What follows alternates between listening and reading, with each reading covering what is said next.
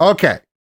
So what happened was, starting last week, this is a series that Anthax and I talked about before.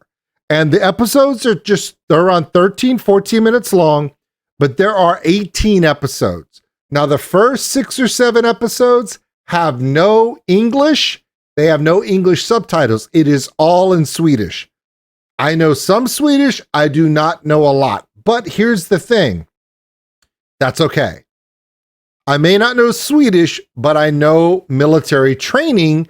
So I'm going to give my opinions on what I see going on. The first 2 episodes, episode 1 and 2, were literally reception and organization and getting started. And the end of episode 2, they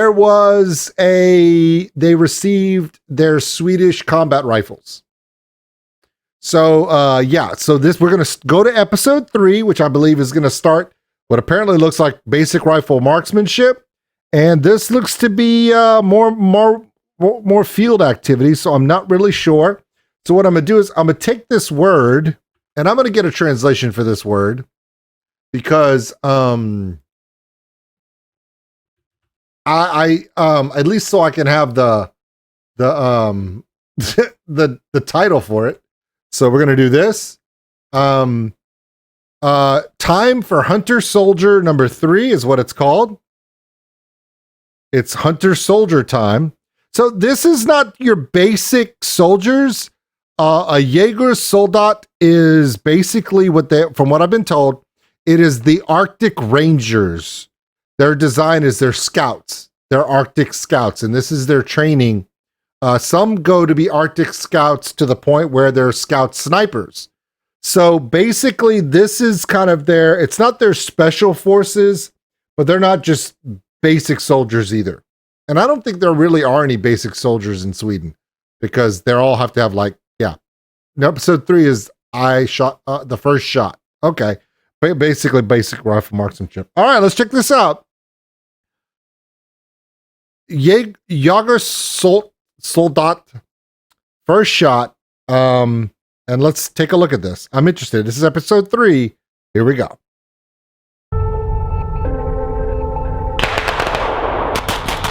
Jag har alltid gillat utmaningar. Av någon skum anledning, för jag gillar det inte egentligen när jag gör det. Jag förväntade mig massa fys. När man förstår att man klarar mer än man tror, det är då man växer. Det är beryktat som den tuffaste utbildningen du kan göra. Fuck. I love that intro.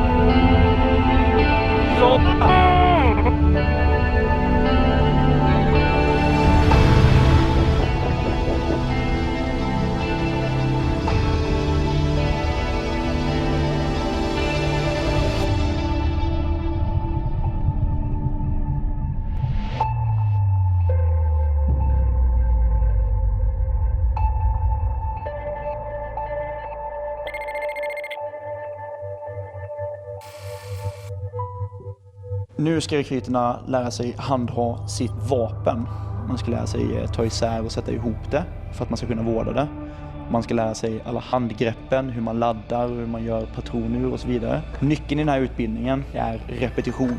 Syftar till att skapa ett ryggmärgsbeteende så att man nästan per automatik när ett eldavbrott sker eller att man behöver ladda om sitt vapen gör det snabbt även under stressade förhållanden. När du har bevisat att du... Okay, so basically they're probably talking about basic rifle marksmanship. For most of these young people, especially in Sweden, many of them have never held a weapon in their life.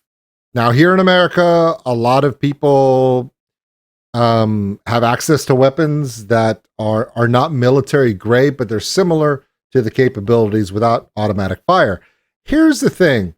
This rifle is called the AK-5. Now, it's not Kalashnikov. Now, when I say AK, please understand, basically it would be the AC-5, but they don't use the letter C a whole lot in Swedish or Finland.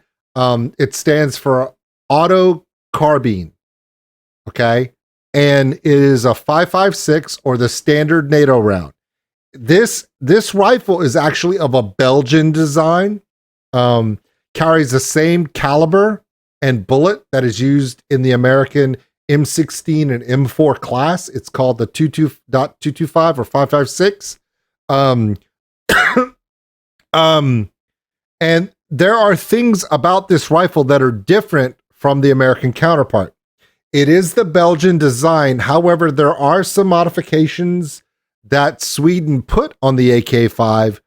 One of the most notable is it is designed to be used and carried by people wearing winter gear. The trigger guard, where you put your finger to shoot, is enlarged compared to other rifles because they're probably going to be wearing gloves in the winter, right? Those little things make it more usable. Now, currently, the Swedish military really doesn't use this weapon that much anymore. It's used for training and for reserve troops. Most of the current Arctic Rangers or forward deployed special units in Sweden now use the Finnish version, an updated Finnish version called the AK-24 that was designed in Finland but produced in Sweden. So now they have their own rifle, and they went from the Belgian the Belgian design to the Finnish design because the Finnish design wasn't just a continental EU version with a little bit of modifications for Arctic service. The Finnish version straight up designed to work in Nordic countries. The receiver, the chamber, the bolt, the hand grips, everything is designed to be used both in deep winter weather, where you have to wear heavier gloves, and you're not only that, but the body and the collapsible stock is designed. The reason why, well, the AK-5 and the AK-24 have a collapsible stock where the stock can fold up, where you can literally hold it like this, because the stock would actually get in the way if you're wearing heavy winter gear. You can't, so you have to be able to close that and pretty much hold it close to body without the stock. So the designs are similar. Where the design differs from the US M16, M4 modern version of the AR type that we use is in the AR, most of those weapons have what's called a stock buffer. There's a spring that receives the bolt when it comes back and throws it back, and it's in the stock. They had to make that mechanism just in the receiver, not into the stock, so they could collapse it. So there are some design differences. End of the day, it's very lightweight. It's very rugged. It's designed for cold weather. These are not as good as the AK-24s that are the Finnish design, obviously, but this is the rifle that every Swedish soldier has to use first. Now, a lot of these soldier recruits are going to be Arctic. They're applying to the selection process for Arctic Rangers. One of the disciplines in the Arctic Rangers is to use sniper rifles. These are not that. That's a different situation altogether. But to get to that point, they got to be able to be a basic soldier first. This is part of that training, basic rifle marksmanship. In the US military, you don't do basic rifle marksmanship until you do 6 weeks of intense indoctrination and basic disciplinary training before we even give you a weapon with live ammo. Sweden, I'm assuming their young people and their citizens are a little bit more disciplined than your average American. I've been to Finland, and even the Finns will say the Swedes are very similar to us, where in basic life, we are fairly disciplined compared to most Americans, because in living in Norse areas and Scandinavian areas, it's just not only culturally, but you can't just be haphazard about your area around you and survive a winter. It's just, you can't just do stupid shit. So let's keep going. But I'm just, for those who missed episode 1 and 2, I understand the weapon systems here.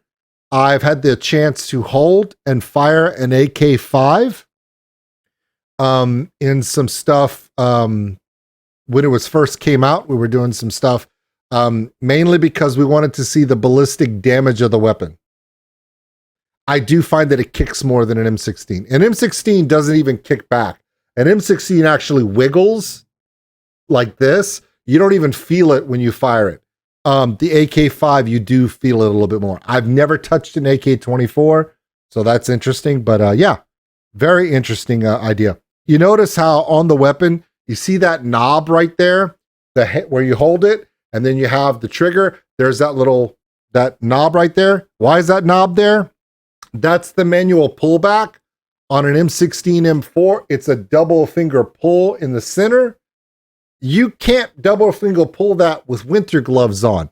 So there are modifications to all of these weapons for the fact cold weather operations. Really interesting to me that they create weapons designed for what they use it and where they use it. It's really interesting.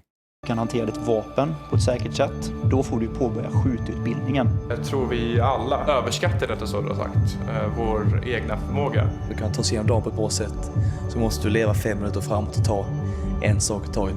Man kommer tätt in på nya människor och man lever ständigt under en klocka. Ja, man blev ju svinglad där i början när man stod här med bössan och trodde typ man skulle ut i skjutbanan direkt och börja brassa på. Men så märkte man ju att fallet inte var.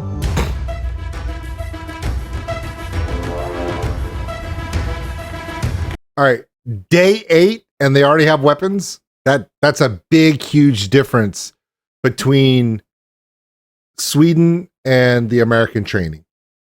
There's no way we're giving brand new recruits weapons on day 8 in basic training. We just don't. It's usually at least 2 to 3 weeks in, and we don't give them live ammunition for at least 6 weeks, and that's under controlled conditions. So I'm assuming they're running around with these weapons to familiarize movement with the weapon, and not only that, but also I don't believe there's rounds in these magazines. They're probably empty. You're not going to put live rounds and have them running around in an uncontrolled environment. That's safety bad. Kört patroner ur.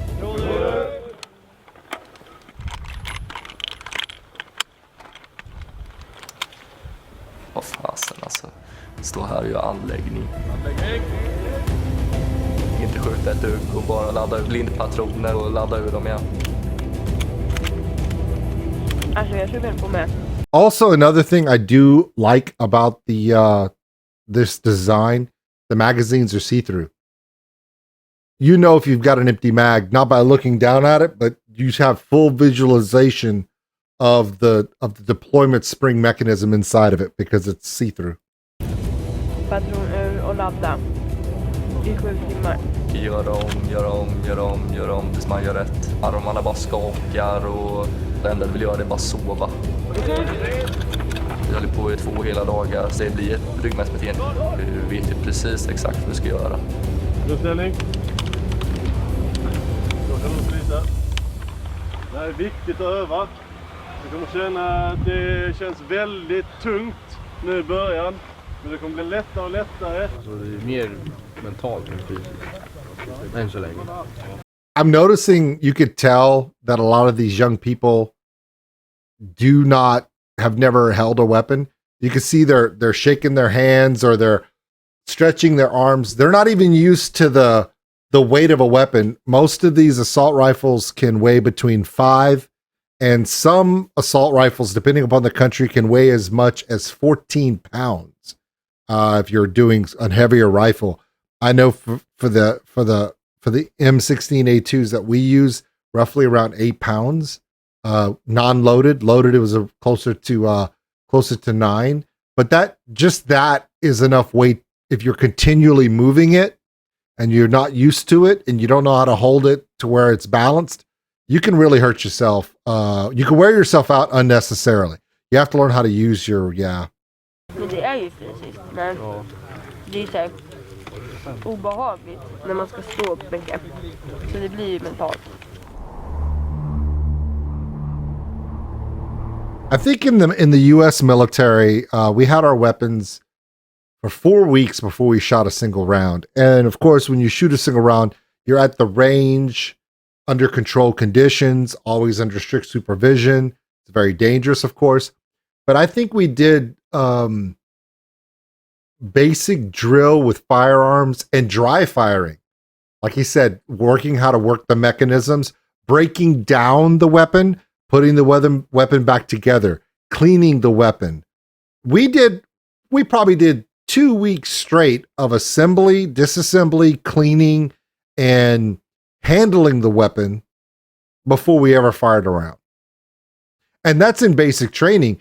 In the United States, basic training doesn't really cover combat training. It's weird. You do 8 weeks of learning how not to kill yourself and others. It's basically what basic training is. Can you be a soldier? Can you function as a basic soldier? Can you handle a weapon and not kill someone? That's what basic training is. Then when you go to combat training or whatever training you're doing after that, you may then learn tactics and specialties and combat techniques later. So there's way more to just a few weeks and then, hey, good luck. We don't do that either.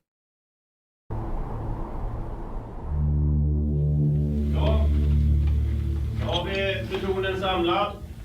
Försenade igen. Då ska vi öva på att ta isär och sätta ihop vår automatkarbin. För mig kommer det vara isär på 23 och ihop 30 sekunder. Om 20 minuter kommer jag komma tillbaks hit igen. Kontrollera, kommer jag bli snabbare. Sen håller vi på så tills samtliga klarar tiden.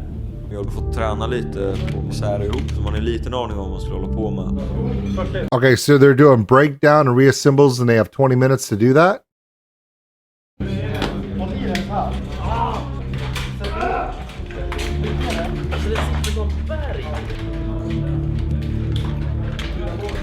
Okay, that's barrel and spring assembly. Det är med kvart i slevet. Ligger på godkänt vid särtagningen med ihoplockad lite där. Ja, händerna på huvudet. Sär!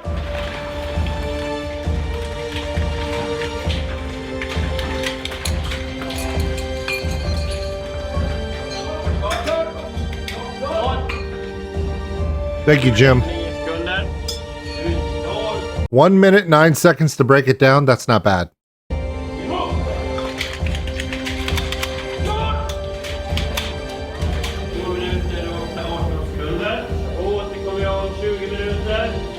Okay, so 2 minutes, 18 seconds to reassemble, and everyone was done in 2 minutes. That's not bad.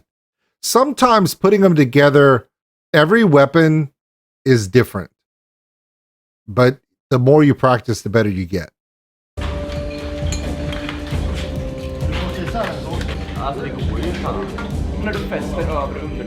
Oh, here's another thing too. The heat temperature of a weapon makes it easier or harder to disassemble and reassemble. I know hold on 1 second, everybody.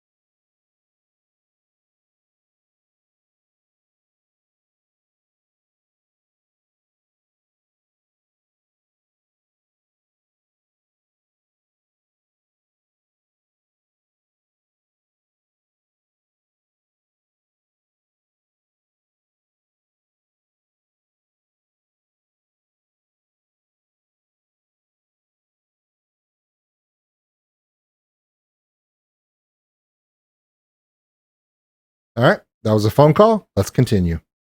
But I was saying that depending upon the weapon temperature, it does affect. I don't know about the AK-5s because I know, okay, if you're firing and the weapon is warm and you try to take it apart, it's completely different in the way it takes apart versus if they tried to take it apart in ice cold weather, which would be completely different. The target and goal is to break down in 23 seconds and put it back together in 30. That means that weapon would be easier to take down than an M16. You can get to the bolt, you can extract the bolt and the rear receiver and front receiver in about 20 seconds in an M16 A2, but to take down the entire rifle in 23 seconds would be very difficult than with the AR style because it's not modular like that. It might be easier. I don't know. They keep changing weapons. I mean, the way weapons were 25 years ago, 30 years ago are different than they are now. They're always making it easier to operate, clean, and move. Yeah. But using the weapon and leverage, the idea is, it's funny because the idea is to be able to take it apart, clean, and service the weapon fast and easy. Yet when you don't want it to come apart, it's got to stay together no matter what. How does that work? Well, I don't know, but that's the whole idea is the weapon is never supposed to come apart on its own, but yet they want you to take it apart very quickly to be able to reassemble. It's, yeah.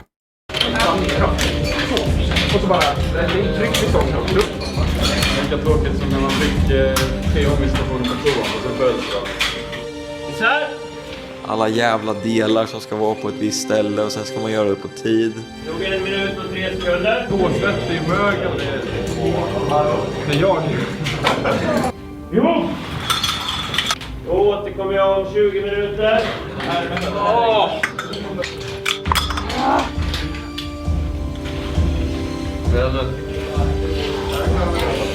Kom här, fokusera på stressa inte. Jag vet inte när vi tar en dag, det är det. 59 sekunder. Ihop! 1 minut, 34 sekunder. Det är fel eldhandgrepp.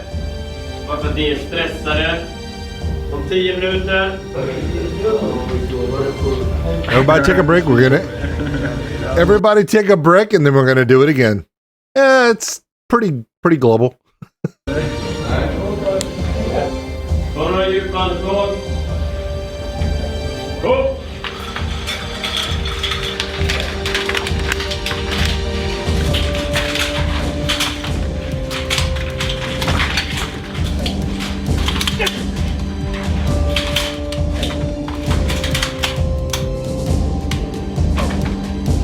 Sekunder. Godkänt för ikväll. Sen kommer vi ske återtag på detta. Och samtliga klarar under 5 sekunder. Så, om 6 minuter. Uppställ utanför ingång 10.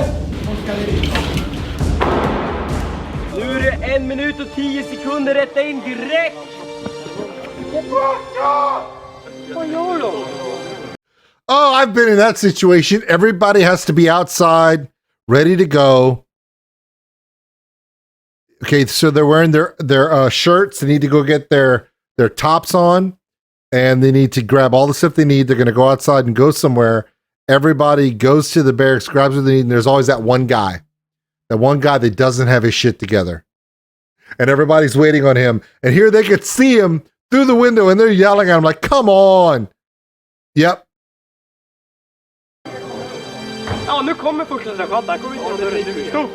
Oh, he just said, oh, we're fucked. Here come the sergeants. And he's not back out there.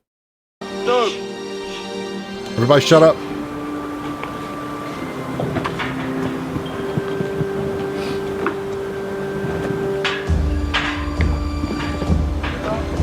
Where's your sense of urgency, people? 1,5 minut senare. Istället för att gå ner källan får man ju löpa på. Avdelning framåt. Bort! All right, so there's a prevailing philosophy. Okay, let's say those 4 guys were late. The training cadre, which are the NCOs in charge of training, the guy that had the beret on, he could make a decision. He could make everyone do something stupid right there, but they probably need to be somewhere. So he may say, okay, we got to get going, but I'm letting everyone know right now, for those 4, you guys all owe me later. And then he will cash in later and they'll do something for their mistake later. It does happen. So kind of cool. Gårdagen var kämpig. Alltså jag tänkte, det var ju rätt skönt. Fram tills jag vaknade liksom. Jag kände att jag fick liksom någon millisekund av, det var helt tyst. Det var liksom bara skönt. Och sen så kommer det, just det, jag höll på att falla. Då får vi vakna igen liksom. Så det är lite kul kan jag säga att wow, vi höll på i x antal timmar och plockat ett vapen liksom. Vi är jätteduktiga. Klapp på axeln. Man väljer ju själv lite hur man ska ha det.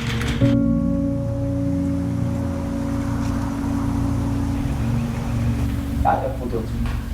Så har vi gjort det bästa. Alltså mycket vapendrill. Nata och patroner. Så har jag haft lite teoretiskt. Okay, so they're just to day 9. Okay, they're to day 9 and already they're like, you're seeing the things that the training cadre had to show them multiple times on the first night. They're now doing on without being told. So that's the repetition of everything. A lot of military training has to do with repetition. There's some people have a misconception about military training in different countries that they yell at you to get you to remember. It's not even about that. They yell at you to get you to understand you've made a mistake. Do you recognize you've made a mistake? Good. Learn from that. But as far as learning, that comes from repetition, just doing the same thing over and over. The same thing, the same way, the right way, until it just becomes nature. That's the actual training. Safety concerns and disciplinary concerns are different. So you have a 2-pronged training philosophy. One is that's where the yelling and the punishments, that's due to people making mistakes, realizing mistakes can be dangerous, it can hurt people, safety. Then you have the repetition of learned action. You do both. And there's a balance. So, yeah, some countries are more aggressive towards that. Also, even in the United States, so you may not have as much physical punishment or focus on training in the Air Force in Lackland, in San Antonio, Lackland Air Force Base, but you'll have more meticulous repetition of training and more meticulous focus to detail, because in the Air Force, a lot of those jobs are very detail oriented because they're so technical and fast. Whereas in the Marines, they're still technical, but there's more physical, basic, direct action training. So they may focus more on the physical attributes because a lot of the jobs are physical. Not saying one is dumber than the other, the focus is different. So the training is going to be different. So if you were to go to the training in the Air Force versus the Marines, it's completely different. The basic skills are the same because they have to be, your general orders and general status is the same throughout all branches of service in the military in the United States. But the way they go about it and the focus point of said training is different. So for me to go to the Army, when I go and I watch someone do training, or if I watch videos of recruit training at Parris Island for the Marines, I'm like, wow, that is way more intense. But if I go watch airman training at Lackland Air Force Base for the Air Force, I'm like, that's not necessarily easier, but man, that's a lot of mental stuff. So but they're all there for a purpose. Yeah, fair enough. Yeah, it's just the way it is. Now, what about the Navy? Well, naval recruits go through a boot camp similar to the Marines with differences. The structure of discipline is the same, but the technical skills is different. Why? Because the same discipline you need to be a Marine, if you're going to be on a boat, living in close quarters for months at a time, you can't be lazy. You can't have a crappy attitude. you can't just be laissez-faire with your discipline and responsibility like you would in other branches. So the Navy allows Marine drill instructors to perform the basic parts of their boot camp, similar to Marine Corps recruits to a point, because they want the discipline of a Marine, because they live on a boat together in tight, close quarters. They want that discipline, but then they go off and they do naval, on the ocean training. Marines focus discipline. Now we're going to be a ready action amphibious strike force on a moment's notice. So it is different. It's very different. So when you're watching this kind of stuff, it is different. So yeah. So there you go. But I was just noticing this. They're up to day 9 and you're seeing them do those things that someone had to tell them to do multiple times on day 1. It's starting to happen for them. Are they still civilians? Absolutely. They're still young kids. Jag antar att vi kommer få skjuta för första gången. Men det återstår att se. Det är alltid något twist med det. Nästa tid är på cirka 2 minuter. Och då ska alla stanna här egentligen helt fullt ut packade. För 10 minuter. Sluta fippla, kom på plats!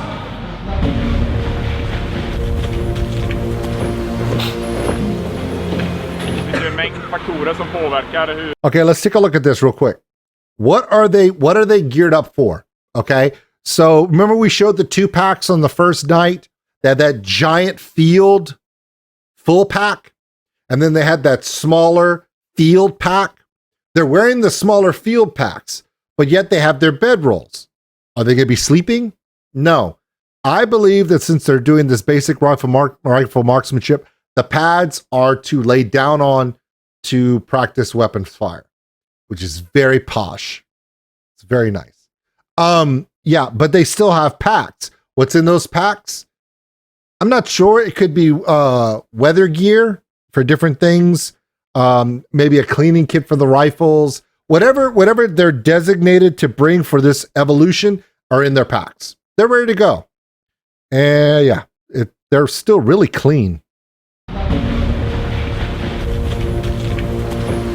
Another thing I'm noticing, all of their uniforms the material appears to be a modified Gore-Tex feel all the way across.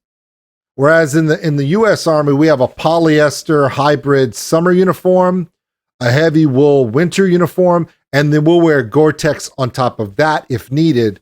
Whereas the Swedish soldiers appear that all of their gear appears to have some sort of Gore-Tex hybrid type of material.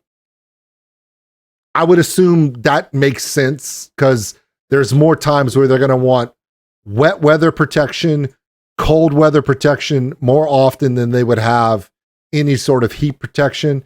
And then this isn't even their heavy winter gear. Their heavy winter gear is for sub-freezing temperatures. So this is really cool. I'm noticing these little things that are different about the Swedish soldiers, mainly because it's tailored for the needs of Sweden, which is cool. Det är en mängd faktorer som påverkar hur svårt ett skott är. När vi fick skjuta på artilleriparken, då låg jag från öra till öra. Första så han sköt först. Trycket i bröstet på hans första skott.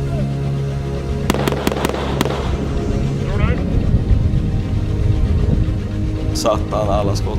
Riktigt jävla man crush blev det ju på första sekund. Vi har haft liksom säkerhetsomgång och det finns så många... Alltså vi har fått all information. Det känns som de har en jävla koll på vad de gör.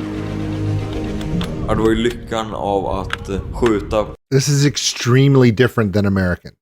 American, we would not do a close range fire. Even on a trap range like that, the range is sloped to, as the rounds hit, it goes up, directly up into the capture area, and it captures every bullet as it goes in. We don't do anything like that in American military. We put them on a range where it's not long distance, but 50, 100 yards just to get them to practice putting rounds down range. where it's further away. But I get it. Sweden does it their own way. But yeah, you saw how the cadre did it first. I'm going to show you how to do this. Pay attention, please. And then they're going to attempt it. Första gången att For a lot of these people, this is the first time they fired a round downrange of anything. This is crazy. Nu har man kul alltså. Nu lönar det sig alla de där timmarna man lagt på det. Då springer man fram till sin tavla. Där då, pretty prick. Jag kan lika gärna kalla mig sån här skidskytte kanske. Nej, gick inte så bra. 1, 2, 3, 4, 5. Bra.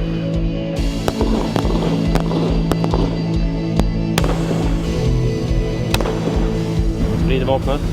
Gå till undermagasinet. I wonder if now that they've let them test fire the weapons, I wonder if they're going to teach them how to shoot it accurately now. Because what they're doing right now, there's no accuracy at all. They're lucky if they even hit the target. This rapid fire at a target, just squeeze the trigger as much as you need to. It is different. We spent a lot of time on rifle marksmanship in the United States where we teach them how the breathing, position, eyesight, line of sight, keeping your sight picture the same, trigger pull, all of that stuff before we even let them shoot a single round. The idea is to make them a marksman first and then let them get accustomed to firing multiple rounds.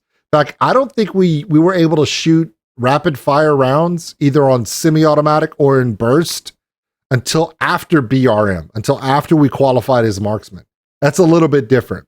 And the Marines is even more disciplined because every member of the Marine Corps, even a cook, all the way from cooks and clerks, are still rifle marksmen in the Marine Corps. That's every time.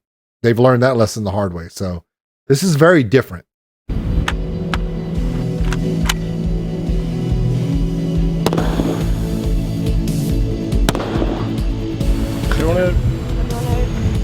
Godkänd. Bra träffbild. Där, underkänd. Ta ner tempot. Slow down. Det är lite som nyårsafton, grabbar. Ja, gör det. Fast det här är 10 gånger roligare än nyårsafton. Okay, also there's something else that they get to do that we didn't have. They also have they're using a 1.5 scope. So they're learning how to look through the scope. And if you're learning how to shoot iron sight, rear aperture reticle to the front aperture post, iron sight is different. When you're using a scope, you zero the scope, and then as long as you have crosshairs and you don't jerk the weapon, you should be fine. Plus, they're shooting at targets 25 meters. It's not far. So I can see why they're doing it like this. I guess they're also getting them used to firing weapons, because those that are going to be scout snipers, that's a completely different world. You wouldn't shoot like this on a scout sniper at all. Plus, her arm is really far out. That is not a stable firing position. You have your arm fully extended like this, your forearm. You want it close to support, but you want to have that 90 degree in your elbow. That gives you better lock. Now, some of that may be the fact she has short arms. This is just basic getting used to firing. This is not marksmanship at all. This is familiarization. That's what this is.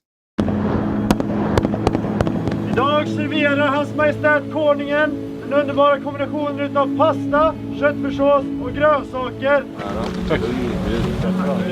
Yummy! Jag funderade på att bli militär. Man gjorde mönstringen. Sen fick man tillräckligt bra resultat och sen frågar rekryterarna om man ville göra jägartest. Och sen, ja, jag vill göra. Sen så lyckades man med det också. Och sen hamnar man här. Jag försökte bygga en kudde. Det är dock inte så jävla bekvämt. Men skitsamma. Sen är det kul att få några att hänga med. Så man hänger rätt mycket med dem i logementet. Har man otur får man sådana som Forsmark. Kan det hjälpas. Det kommer jag knappt ihåg. Yeah, they really don't have to worry about things like elevation, round drop, windage. They don't have to really worry about that kind of stuff here because it's a short range. But for me, it was iron sights on an M16A2, and on the rear apogee, you had a knob that once you had it to 0 to 100 meters, 100 yards, you would zero your round to 100 yards. You could do center mass 100 yards, same aperture.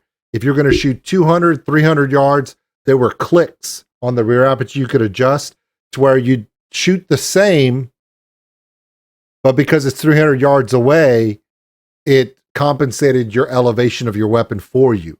So the idea for rifle marksmanship is you want the same sight picture every time you shoot, whether it be 50 yards, 100 yards, 300 yards. It doesn't matter. It should be the same. You adjust the clicks on your weapon to adjust how far you're shooting.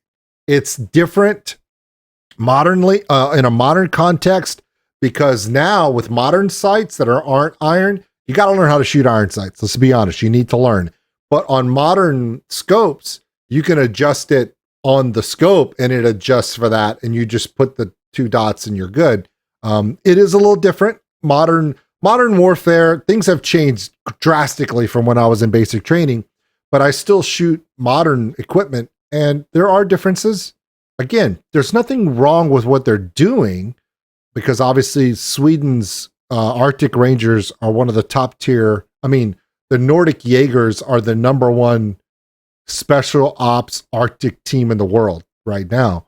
But what they're doing is familiarization on how to use this weapon close range. Once you're familiar and it doesn't scare the crap out of you, now we're going to teach you how to use it lethally. It's not a bad philosophy. It's just different. Are the results to prove that it's obviously the results prove it. So you can't knock the result. So the method is true. So it's just a different focus. American Army training and Marine Corps training is to focus on technique and marksmanship technique before you fire a first round. This is familiarization and then we have fun with it. Yeah, so it's pretty good. Dagarna, de går ihop så jäkla... Nej, men det var kul med skjutning. Och sen det är sådana kontraster mellan också om vi gör någonting eller att vi inte gör någonting. Som nu så ligger alla här och sover och skrattar och eleverna sover och kanske. All right, so this right here is the most common thing to American training. This, I believe, is a global, this is a global thing when it comes to military training. I don't care which country you serve in. When you're doing training in the military, no matter where you are, no matter what you're doing, if the training cadre says, everyone get a rest, you can sleep anywhere. I'm gonna lay down here and you are out immediately. That's just something we can. I've fallen asleep standing in line for chow. I'm just telling you, I've done it. Det är också ganska mycket så här skit. Alltså det är ganska många jobbiga saker man gör, men de här stunderna som väl är roliga, alltså, det drar upp det så mycket så det är alltså, läggs på en väldigt hög nivå efteråt. Sjukvårdskörning var kul. För man gjorde första förband och sånt var intressant. Tycker jag i alla fall, att man är intresserad av sjukvård. Sätter på tourniquet. Okay. He's practicing putting a tourniquet on his own leg. All right. Yeah, basic medic training too. Everyone's got to do that too. Vi har sprängt bort vårt underben. Då ska vi stoppa blodet här. Du drar ju åt den där på kroppsdelen om du blivit skjuten i armen och håller på liksom spruta blod eller armen av. Krämma på den på armen, drar man åt den och snurrar. Helvete. Well, yeah, it hurts. Also, where you're turning the tourniquet has to be in line where the wound is. So when you have a tourniquet, there are spots on the leg, on the arm, where that are in line with the artery. So where you twist it down, that's where your peak pressure is has to be on there. For the legs, it's always on the top of the leg. On the top of the leg from the hip down. That's where your femoral artery is. For the arm, it's right here. So yeah. Don't ask me how I know that. Första skönt kom fram. Ja, det sitter förlöst. Så här ska den vara. Fan vad ont det gör. Så bara, tack första skönt. Fick honom att le faktiskt. Det var svinkul. Stört ont gör det sett att hon gick i alla fall. De uppskattar allting så mycket mer när vi kommer hem. Sätta på toaletten, äta middag, sova länge. Bara dra ut på livet lite extra. Det här är skönt. Från det liksom att de på med den här torrövningen till liksom gå. It's when they start using acronyms instead of long words. You can tell when a civilian starts to enter a military bearing because certain words that are civilian use stop being used in the military and they're replaced by code words or acronyms because it saves time. It's true. Det är bra uppbyggnad då. Man blir mycket mer taggad på att verkligen komma till liksom det real deal tidigare. Du vet ju att det är vapenvård i ihopsättning ikväll igen. Ja. Jag känner som det också. Nu ska rekryten ut på sin första fältvecka. On the next episode, let's do some bivouac field training. Nice.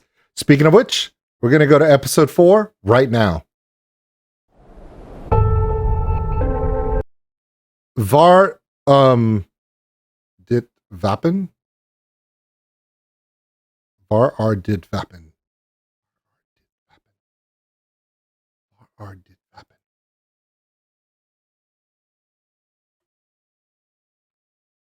Where? Var dit vapen?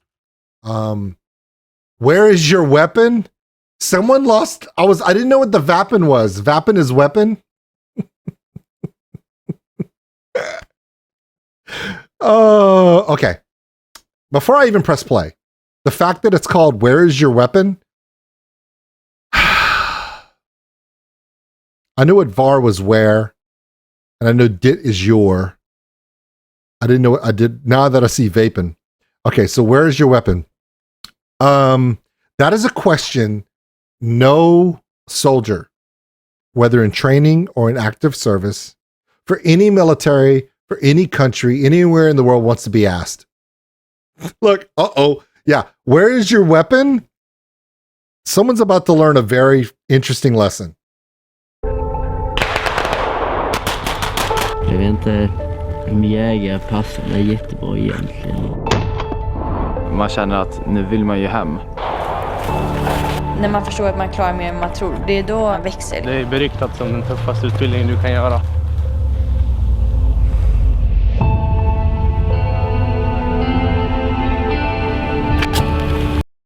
I guess the first 3 episodes were the fun ones. Okay. At some point, I said in the first episode of this, at some point, it's going to stop being a little funny and start being, oh, that sucks. That's part of it. All the stuff. Remember when I told you in the first episode, the first 2 episodes of this series, I said all this little meticulous nitpicking they're doing is for a reason.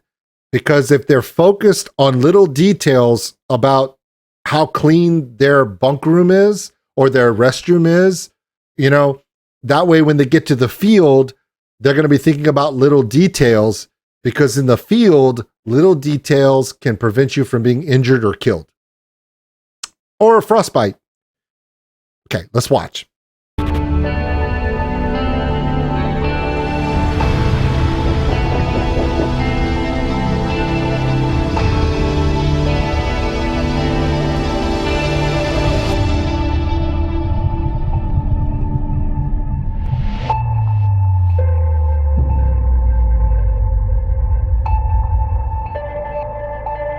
Where is your weapon?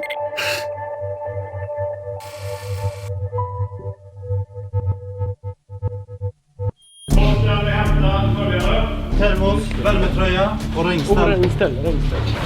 Nu ska rekryten ut på sin första fältvecka. Och det innebär kort och gott att de ska bo i skogen. Om man är ute i fält som soldat Av den anledningen att det är den miljön och det tillståndet som man kommer verka i ett riktigt krig. Have you noticed that when they were doing the intro to rifle marksmanship, the cadre ejected the magazine and placed it underneath his knee and kneeled on it? And you saw the intro here, the female soldier, she didn't put her weapon on the ground. She put it on top of her foot so that the weapon never touched the ground. There are reasons for that. The number one problem with weapon malfunctions is it being dirty. I know it sounds dumb, but you'd be surprised. Dirt gets into the mechanism, you'd be surprised what happens. Plus, this doesn't look like it's very dry. So moisture is always your enemy. So jag är faktiskt väldigt spänd. Jag är extremt taggad över att gå ut i fält. Bara gå ut i skogen lite och uppleva hur det är. Nu har vi packat både uppdragssäcken och ryggsäck 12. Vi ska gå uppdragssäcken. Den väger betydligt mycket mindre än den stora ryggsäcken, men det är för att man ska trappa upp successivt.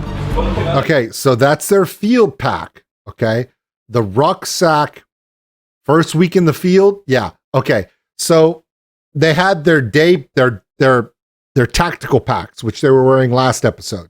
This is the pack that's going to hold everything they need to be in the field. Now, in the Army, being in the field, those big packs have got to be fully loaded, at least 100 pounds.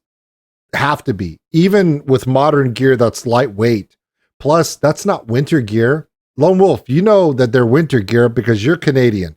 So you know that their winter gear is not like what we would have in the Army in the United States. Unless you're in Alaska or Montana or North Dakota, South Dakota areas, we're not going to use the level of winter gear. And even though this isn't winter time, they still need to have everything they need to stay dry and stay warm. It may not be their winter Arctic gear, which is a completely different situation, of course, but still going to be a lot of stuff because they have to have everything they need needs to be in that backpack. Yeah. Att vara ute då, så ute ett par dagar. Var ska man sova i tält? Var ska man lägga all utrustning? Man är ju väldigt nervös. Man vet ju inte vad som komma skall, hur man kommer uppleva det. Bara kunna vara ute i fält. I do think it's cool that they use a yurt style squad tent. In the U.S. Army, we use shelter halves. A battle buddy, and you'd be in two people together, and they would each carry half of the shelter. And you put each half, my half and my battle buddy's half together to make a shelter.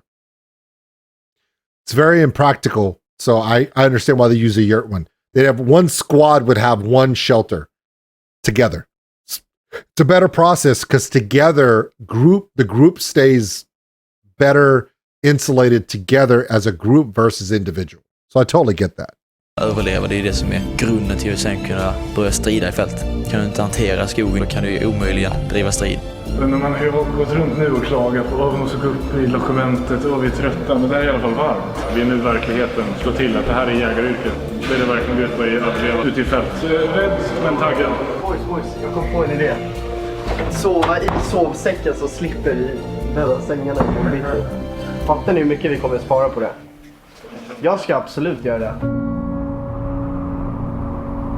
Tärstorp är vårt markmål, 1 mil. Finns det skjutbanor och skog som vi kan bo i. Det känns skönt att få gå lite nu, faktiskt. I don't know what he said, but let me just throw it out there. Okay, everyone, we're going to ruck march out to the bivouac, the field site. Make sure you have everything you have with you. It's about to get real. Kämpa på. Men det är ju ständig våg mellan en ultimat utbildningssituation där man är pigg och fräsch och kry och en kärvare miljö där de här individerna sen då ska verka i. Vi marschar 50 minuter och sen är det 10 minuters rast. Kort rast så byter man strumpor för att förhindra skavsår. Jobbigt.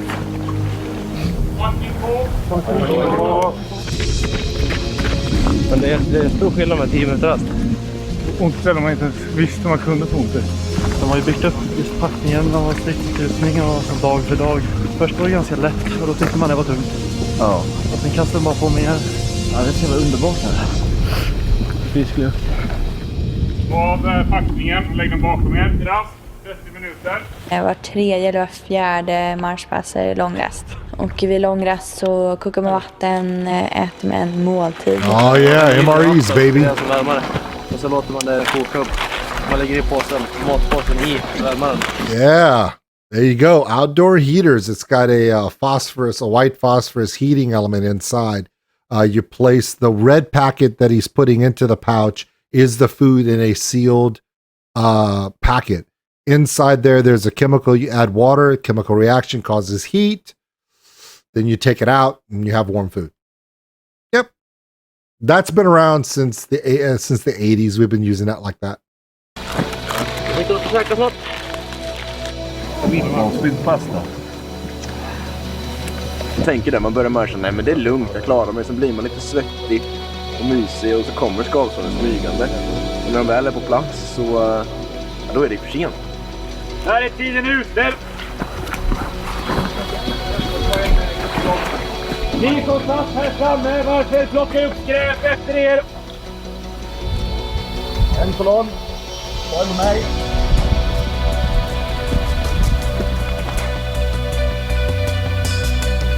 Alla vet ju var de ska ligga om det händer någonting. Ska försvara den här platsen. Då kommer vi bygga förläggning här innanför de här gränserna som tills har upprättat. Vi har kontroll, besätta eldställningar, framåt. En eldställning är den plats du ska skjuta ifrån. Det är en plats du ska försvara. Bra. Det vi ska göra här nu under förmiddagen, del av kvällen, är att vi ska bygga en tältförläggningsplats. Kör vi. Hej, lyssna nu ni som håller. Gå vänster, rotera så vi får ingången åt rätt håll. Det håller inte att man lägger från sig vapnen och går 20 meter bort, för det börjar liksom skjutas på en eller regna granater och det är svårt att ta sig de där 20 meterna till vapnen. Utan att liksom måste man ju springa i en eld. Det är ingenting jag vill testa i alla fall.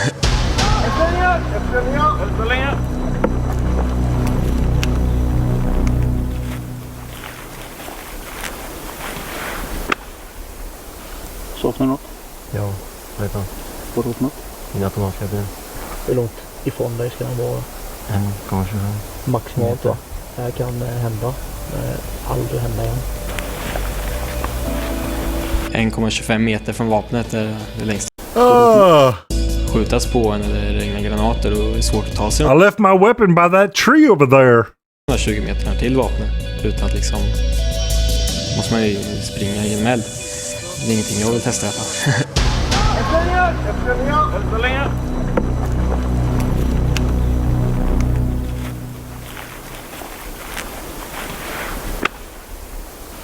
Saknar något? Ja, vad heter han? Vad åt något? Min automatkabin. Hur långt ifrån dig ska den vara? 1,25. Maximalt va?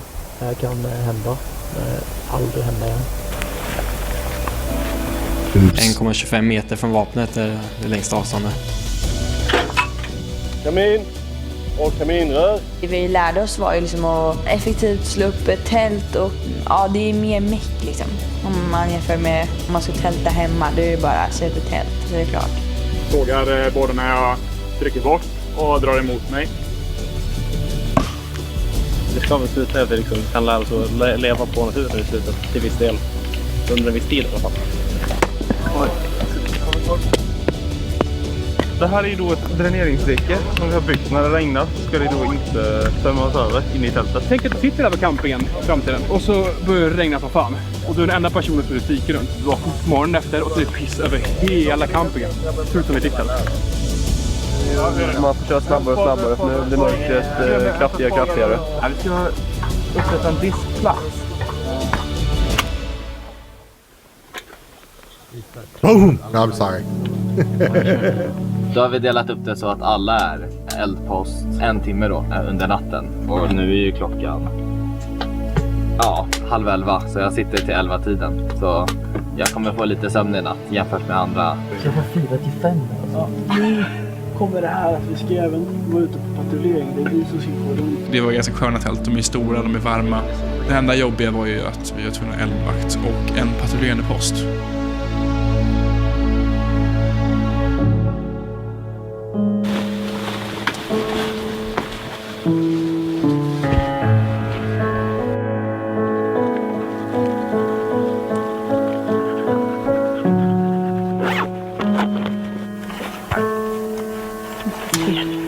Jättebra. Akta, bröder. Mycket att hålla koll på. Och man packar ner och packar upp allt var 50 minuter känns det som. 30 sekunder kvar. 30 sekunder kvar. I know some of you asked about the someone had asked about the ranks, the rankings. Okay, so for the rankings, okay, so you saw on their collar they had the crown and cross swords. That is the first rank. It is the basic simple Minning rank. Minning, which I guess is soldier, private. We call them privates. That's what we call them in the U.S. military. Doesn't matter. And then the next rank above that is the crown and the cross swords go away. And then there's a single straight bar. Okay. That's rating 1. And then 2 bars is rating 2, 3 bars, rating 3, 4 bars is rating 4. That's the highest rank you can get as a basic soldier in the Swedish military. Above that are non-commissioned officers, and that starts with the chevron, right? A single chevron is a corporal or some sort of similar to a corporal. It's like a vice corporal, and then 2 chevrons is a corporal. Then they have the sergeant, which is 3. Okay, similar to United States. But then, and then you can get different ratings in that.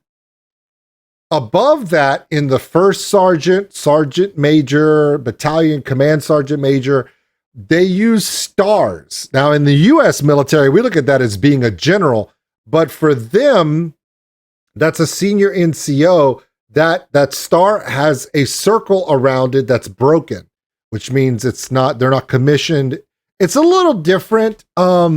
And a lot of it kind of falls along the lines of the Swedish ranking system has to be kind of workable with other NATO countries. So for Finland, Sweden, Norway, Denmark, Germany, France, it's very similar for enlisted personnel. So it's easier because the countries are kind of all work together.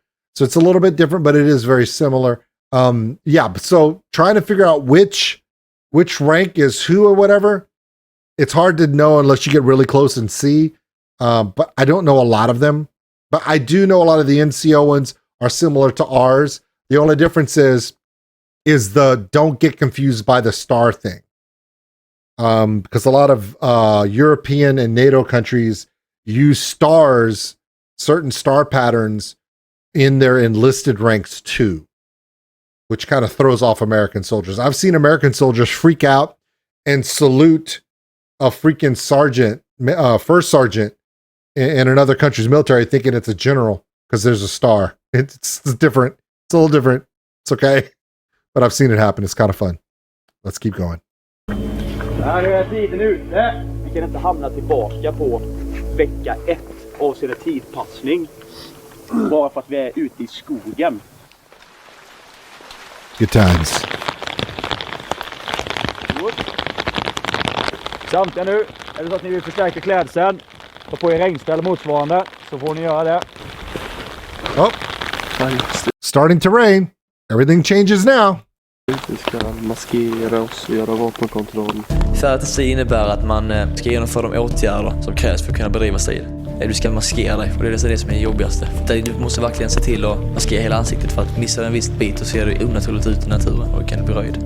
Bra på den sidan. Okay, no shiny stuff. You want to look as natural as possible. Tying the branches to your helmet only works if you go inverted. He has showing the back of the branches. That's a dead giveaway for me. That I can see the back of the branch means it's not natural. Because seeing the back of a branch means something is disturbed or it's broken or it's a human. So I would look for that. På den här sidan. Nu har ni ägt konturen av att det Okay, är konturer här, va? you are easy to spot, sir. Dåligt att ni är på huvudet här. Ja. Som man ju ser jättetydligt. Nu bara ser man jättetydligt. Ni rör er. Ja. Det är mer kamrater. Ni bryter konturerna. Now the idea is you're not supposed to be, it's not going to be a camouflage on the helmet doesn't work until you're on the ground. If you're on the ground and you've hidden everything else and the only thing that's sticking up is that, the key is they'll put this stuff on their head and they don't realize that the only way head covering foliage works is if once you get into position, you don't fucking move.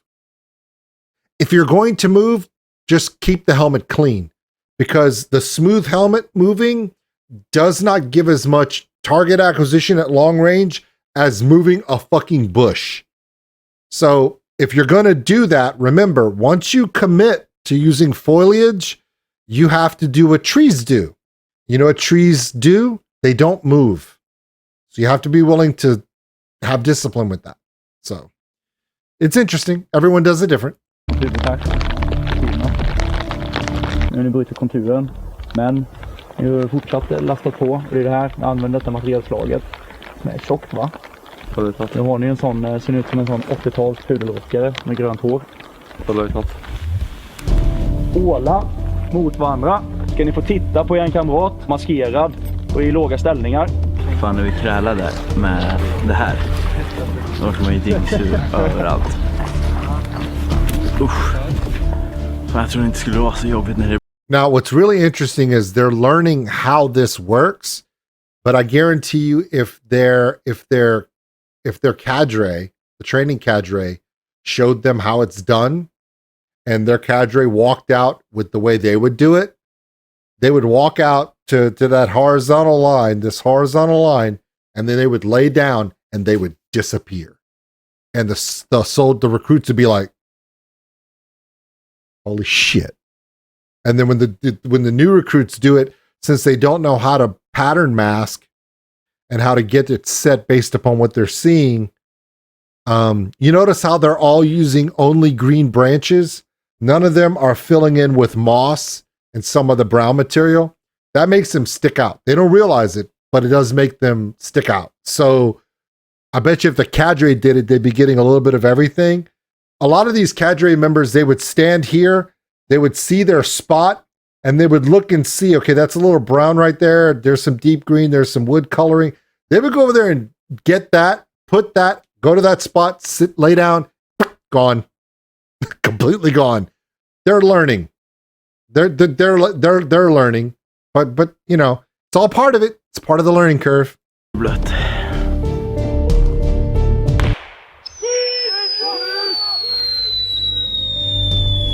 Larmina, 2 Bertil. Trip the tripwire. Congratulations, you're all dead. Innehåller en lys och visselsats. Här är vajern som den ska sitta i här i säkerhetsskyddet. Ja. Det är sjukt svårt att se den faktiskt. Ja. Det enda vi gjorde egentligen var ju bara att öva på att sätta upp förläggning. Bara för att det är nytt så tar det ju så extremt lång tid. Och passa tider i fält upplevs ju jättejobbigt för att då har man ingenting att utgå ifrån. Carrying the ammo can. Ammo cans are heavy when they're loaded. A fully loaded 50 caliber can or heavy weapon can weigh upwards of 50 pounds. They're heavy.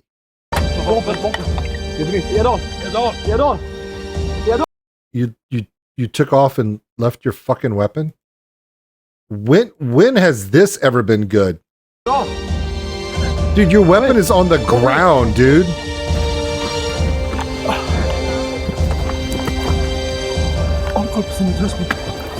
Spring iväg efter ätit och sen så börjar jag diska allting.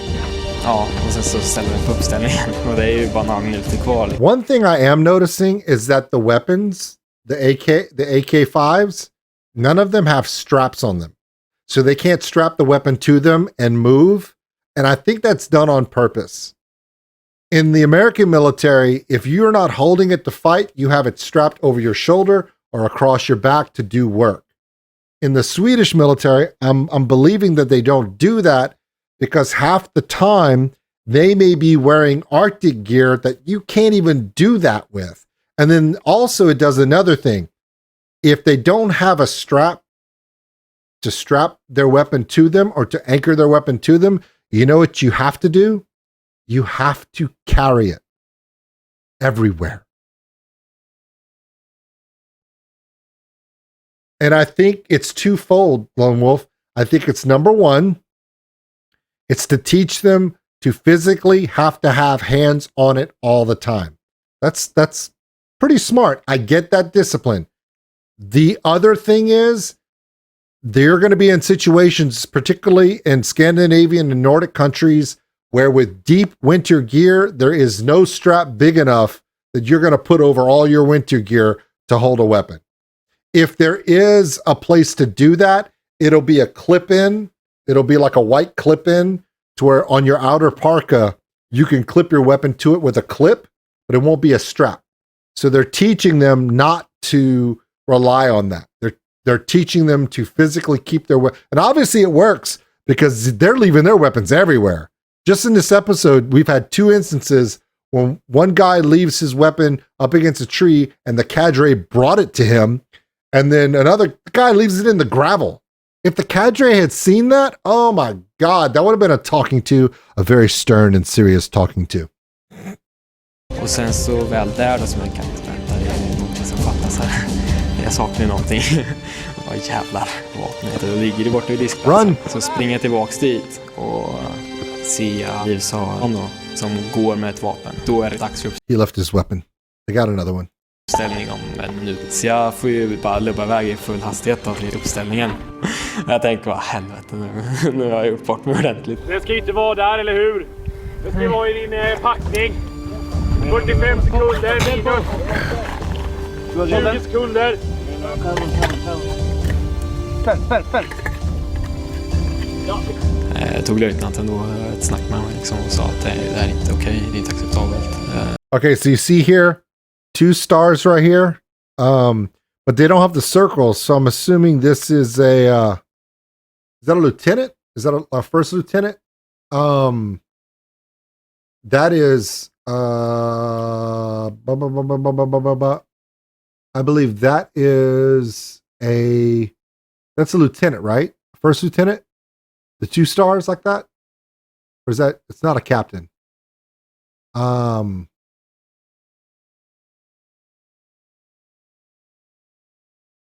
Yeah, it's a lieutenant. Yeah. Yeah. So the first 1 star is a Fenric. 2 stars is a lieutenant. 3 stars is a captain. 1 star with a crown is a major. 2 stars with a crown is a lieutenant colonel, and or it's called oversitte. And then 3 stars with a crown is a full bird. It's like a full bird colonel. But the upper NCOs are stars with a broken circle, so you don't confuse them with between first sergeant, sergeant major with a lieutenant. It's complicated, but it's not too bad. Och jag visste liksom att det är ju inte det. Så You're looking on the collar. You see the collar right here? They carry their rank. See, like this guy here, it's just the cross swords with the crown underneath. That is just a recruit. Then you have these 2 stars. This is a full lieutenant here. Now, below here, if he had a crown up here with 2 stars, that would be a lieutenant colonel. The crown changes it. You go from a company officer to a field grade officer. I'm saying words that make no sense to you guys. I understand, but it's similar to the US, but it is a little different. och jag visste liksom att det är ju inte det. Så att jag tog åt mig och tänkte att liksom förbättra mig. Hoppas du förstår vikten av den här oerhört säkrat. Oerhört säkrat. Jag hade inte framåt. Nej, det är att man kan skratta åt det i efterhand i alla fall. Men A dude was scared shitless. Då var det inte så kul. Also, in the Swedish military, on the left side is the is the section of military you're in Sweden. You could be infantry, it could be coastal defense. On the right side, it's and then on the left is the rank. So if you get both sides, you could say, oh, he is a sergeant in the artillery. He's a sergeant in armory, or it's you look at both sides. In the United States, it's just the rank in the center. It used to be on the collar points. It's now in the center, and you look on both sides on each side to see United States, and you're assigned to this. It's just they're all very similar, though. Am I probably wrong on some of that? Yes. I was never in the Swedish military, but I did look up that stuff last time, so I'd have the information for you guys this time. I was trying to be nice, trying to be helpful. Vi lär oss sätta ihop bår som ska kunna transportera skadade människor. Get the stretcher out. We're going to do some medical training. Godkänt, men dålig spänning. Spänningen hårdare nästa gång. Vi ska bygga varsin jägarbår. Jägarbår, det är en provisorisk bår som man bygger. Nice. Om material man hittar och material man har. Make a makeshift one out of rope and twigs. Yeah. Way to go, guys. Det börjar likna någonting, va? Skjutit liggande, sittande, stående. 100 meter oftast. Och det är alltid kul att se när vi är bättre. Vi skjuter så pass mycket nu så att man ser en förbättring. Se till att hålla dig funktionsduglig i ett skick varje dag. There we go. There's a cleaning kit.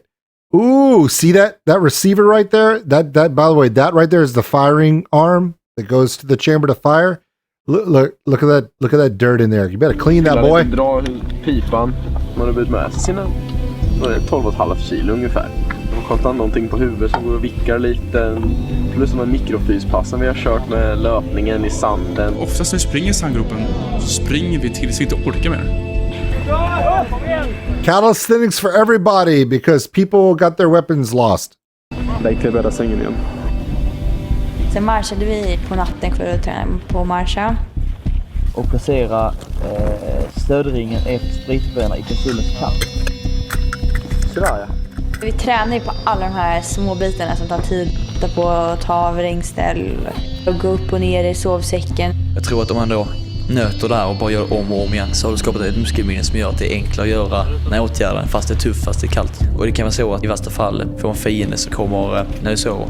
Då måste du snabbt som bara den komma upp på din sovsäck för att få på dig dina grejer och sticka. Vi har våra 3 tält här. Strid utbryter. Då ska varje man kunna med högsta hastighet springa till sin eldställning. Så man gräver ett liggvärn. Det första jag gör är att jag tar bort det översta lagret, lägger den bredvid. Gräver jag upp jord, bortar den framför, slappar till. Jag är så rädd för den här sandgropen. That was pretty cool. So they cut the forest floor out. Then they roll that forest floor up to make a berm so they can get a singular fighting position. Then they dig the dirt to lay in. And he was showing them where the positions of multiple fighting positions should be to give a range of fire. That was pretty cool. They're showing them all the good stuff. I like that. Alltså, nej. Det vill jag inte göra det. Man trodde verkligen inte det skulle bli så. Man blir bara trött för varje dag som går. Man är trött på ett nytt sätt. Man är inte alls trött, så här, träningstrött efter ett tufft gympass eller ett långt löppass. Nu är man ju trött på riktigt och man känner det är svårare att motivera sig på framåt. Det är mycket svårare att göra vardagliga grejer för man vill ju bara vila nästan. Det mest jobbiga var alltså mörkret. Så skulle man gå liksom, där var det träd. Det var svårt. Ja, det är väl mest man får känna med händer. Och försöka memorera och lägga på samma sätt varje gång. Men det var kul. Man lär sig jobba utan att se typ.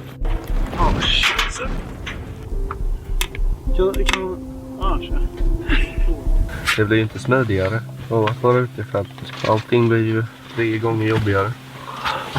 Men tjena. Jag märker till det. Fy fan vad underbart. Man är glad man får sova liksom. Det som är bra också det är att vi är flera stycken som kan peppa och stötta varandra. Det är det som får en att kämpa vidare. Jag är förvånad över bullarna fortfarande. Ja. Bullar och varmsaft. På torsdag blir det pizza igen. Fy fan vad gött. Kebab med pommes, extra kött, extra sås. Ja, allt Alltså dubbel extra. Det fick fan på allt. Och då kollade på klockan vilket datum det var. Då var det 8 oktober. Och då slog tanken med att jag fyller tydligen år imorgon. Så det är ju skitskoj. Man lever verkligen nu liksom. Ens önskelista här i fälten är helt annorlunda från när vi stod ner i civila. Liksom en festis extra hade varit drömmen. Jag vill ha en bulle. Typ socker. En vaniljevik. Kallt som fan. Är de mer som taggar och duscha när man kommer hem eller? Fan beställa online-pizza till dusch. Än så länge har varit roliga fältdagar. Lär oss mycket. Uniform, den som jag tog på kragsbrillor gick sönder. Jag fick ner mina kragsbrillor och sy i fält helt enkelt. Det känns på mer. Samtidigt så är det roligare att vara ute än att vara inne. Men jag vet inte riktigt vad jag är med in på, känner jag ibland. Men det är bara att byta ihop liksom. Det är lite så här låg nivå. Day 22. Vill hem, logement, studier, typ. Även fast vi knappt har börjat. Det här är ju skintort med grunder. Det händer ju ingenting.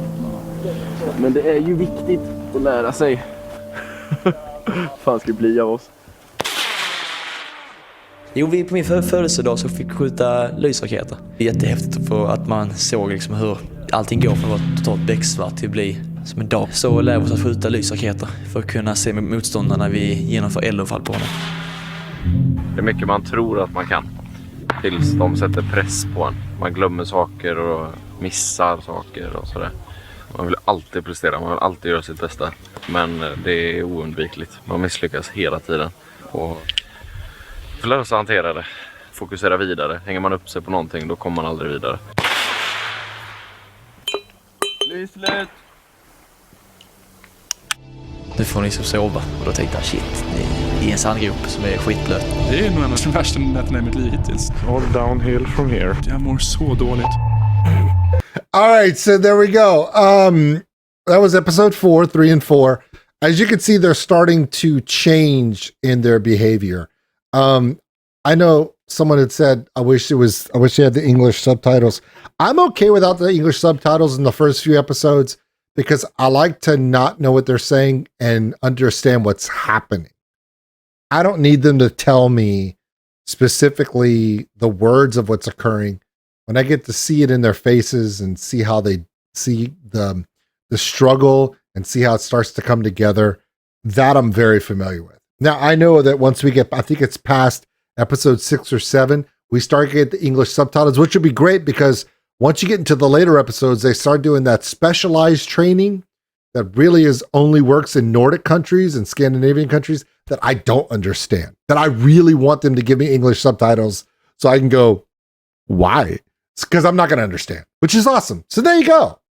Episode 4 and 5 of Jägarsoldat, which is the infantry soldier training for Sweden for the Arctic Rangers. Very interesting to see them come in as just basic young civilians and see they're already becoming a little bit something different. Apparently, according to that intro for 5 and 6, which will be done after this, looks like it's going to get a little bit more of an attrition situation, that inner toughness, which is awesome. Okay.